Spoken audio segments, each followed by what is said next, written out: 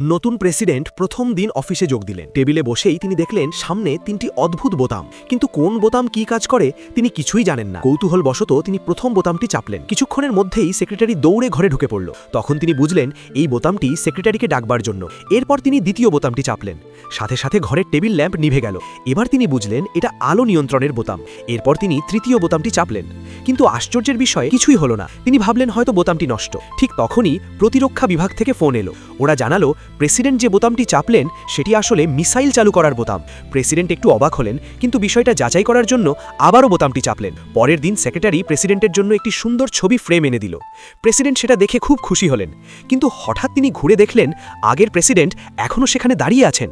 আগের প্রেসিডেন্ট রাগ করে নিজের ছবির ফ্রেমটি টেনে নিলেন এবং কড়া চোখে তাকালেন। পরিস্থিতি সামলাতে নতুন প্রেসিডেন্ট ভদ্রভাবে তাকে দরজা পর্যন্ত এগিয়ে দিলেন।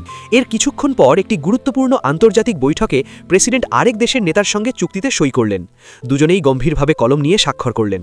পরে প্রেসিডেন্ট সাংবাদিকদের সামনে বক্তব্য দিতে গেলেন, কিন্তু তিনি বক্তৃতার কাগজ আনতে ভুলে গেছেন। ঠিক তখন আগের প্রেসিডেন্ট একটি কাগজ এগিয়ে দিলেন।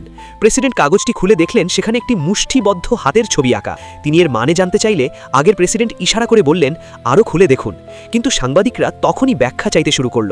রাগে প্রেসিডেন্ট শেষমেশ বলে উঠলেন, ঠিক আছে, তাহলে এখানেই সব শেষ।